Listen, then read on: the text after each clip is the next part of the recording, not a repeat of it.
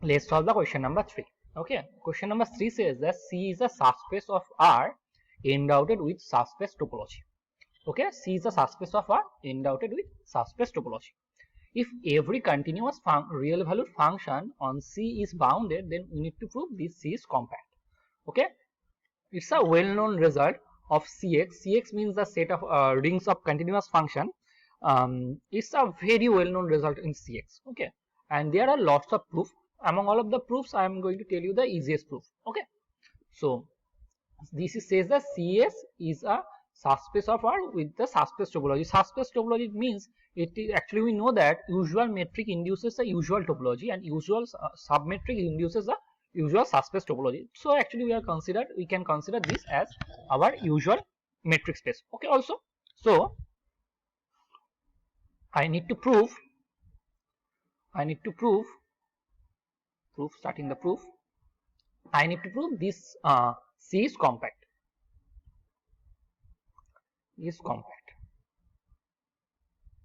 Okay, I need to prove C is compact. So okay, if possible let, so C is not compact. If possible let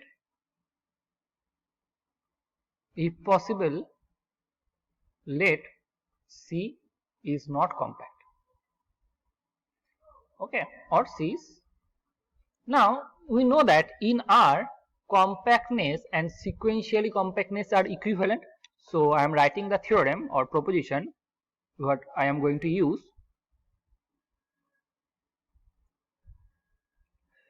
In R or in any metric space, in a metric space, XD, a subset A of X is compact if and only if it is sequentially compact.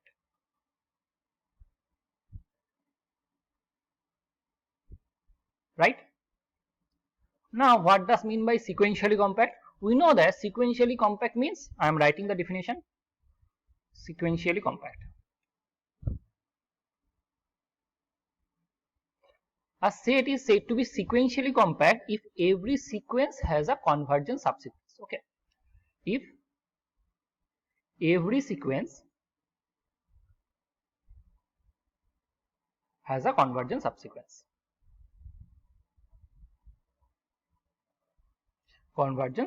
Right?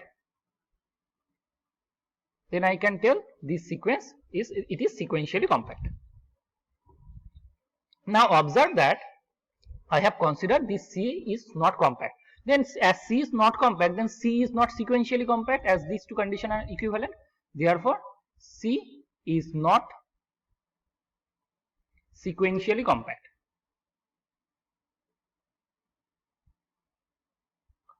Okay. Now sequentially compact means every sequence has a convergent subsequence, and it is not sequentially compact means there exists a sequence which has no convergent subsequence, right?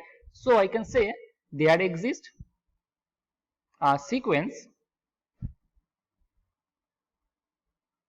xn, n is equal to 1 to infinite, which has no convergent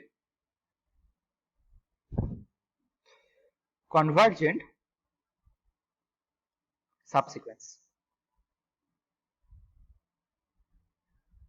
Okay, there exists a sequence xn which has no convergent subsequence. Now observe that so what I can tell about xn. So first of all, I am collecting the points. I am considering a set x is equal to xn such that n belongs to natural number. Now what I can tell about A? I am claiming that this A is a discrete set. Discrete set means every point of A is an isolated point. Claiming that every point of A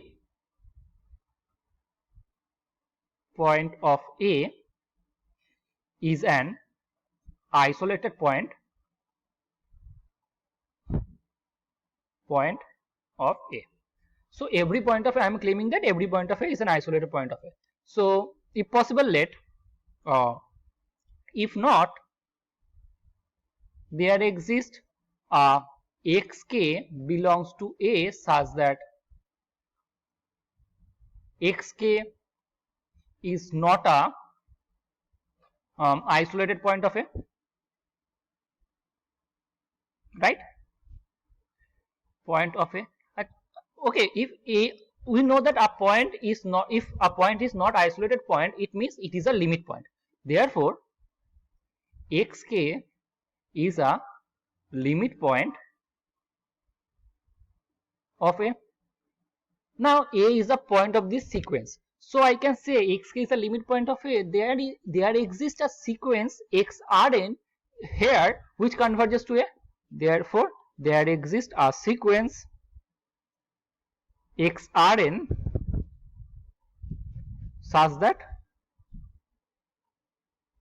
limit n tends to infinity xrn is equal to xk, and hence I can say that xn has a convergent subsequence xrn which contradicts our hypothesis, which contradicts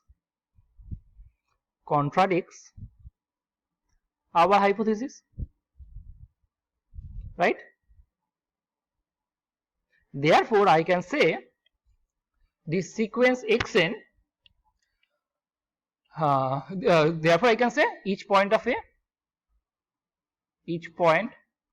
A is an isolated point of A. Therefore, each point of A is an isolated point of A. From this, I can conclude two facts. First fact is A is closed set. As A, each point of A is an isolated point of A, therefore A derived set is equal to phi, which is a subset of A. Therefore, A is closed. Okay. And the second fact is any function from A to R is continuous. As this is, each point is isolated, we know that a function is always continuous at the isolated points, and hence any function from A to R is continuous. And any function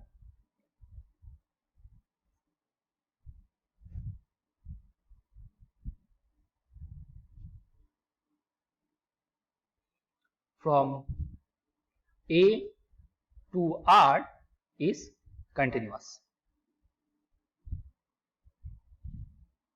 Okay, so I am considering a function f such that A to R, define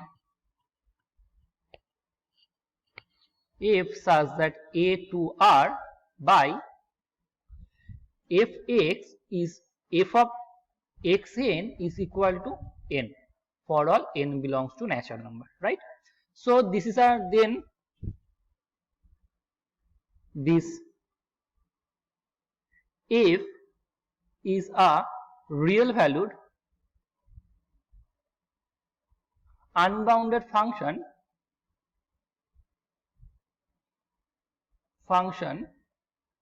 on A, right? So can I say which is a contradiction, as the given fact says that every continuous function on C to R is bounded? No, I cannot say this is a contradiction, as according to the statement every continuous function on the whole set C is bounded. But you can see this is a function which is continuous on the set A only. So from this till now I cannot say this is a contradiction. Okay, but if I can extend this function to a continuous function G on the whole set, then I can say it is a contradiction. And this extension is possible as A is a closed set and R is a normal topological space. Actually, more precisely, any continuous function on a closed set, if I am saying that if U be a closed subset of R and F such that U to R is continuous, then there exists a extension G such that R to R which is continuous on whole R and F G restricted on U is equal to F. Each is possible, and actually this is possible by T's extension theorem. Actually mathematician T's establishes this theorem. I am writing this theorem. Actually this result is not hold for R only. This result is hold for any normal topological space. Okay, I am writing this theorem for R only. that any let f such that a to r, writing this proposition, f such that a to r is continuous, where a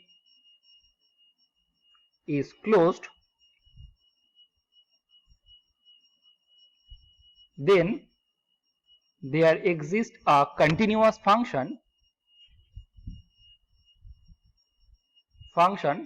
g such that r to r, such that g restricted on a is equal to f, right? So I actually can say as as a is a closed subset of x and f such that a to r is continuous, then there exists a function, continuous function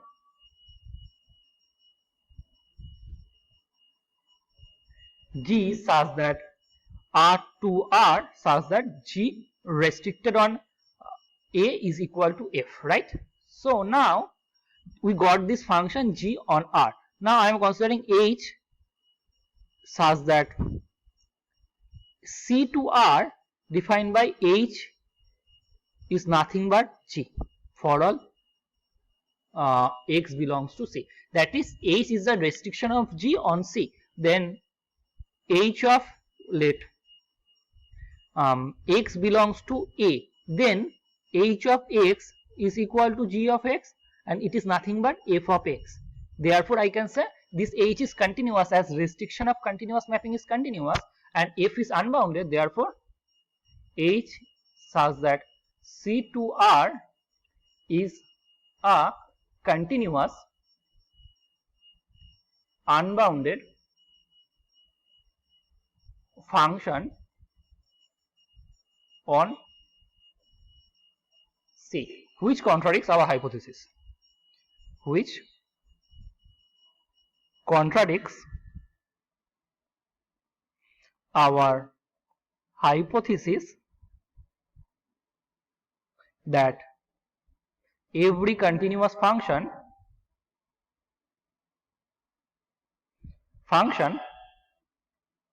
will be bounded, is bounded. Therefore our assumption is wrong. So our assumption is wrong, and hence I can say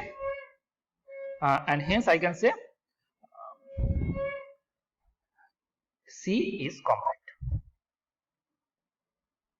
Okay students, this completes the proof. Okay, so you can see it's a very easy proof. So we have solved the question number 3. So I am marking the question number 3. Okay, we have done it, question number 3. Now let us solve the question number 4. Okay, question number 4 is from linear algebra, and again question number 4 is a easy question. So let's solve the question number 4.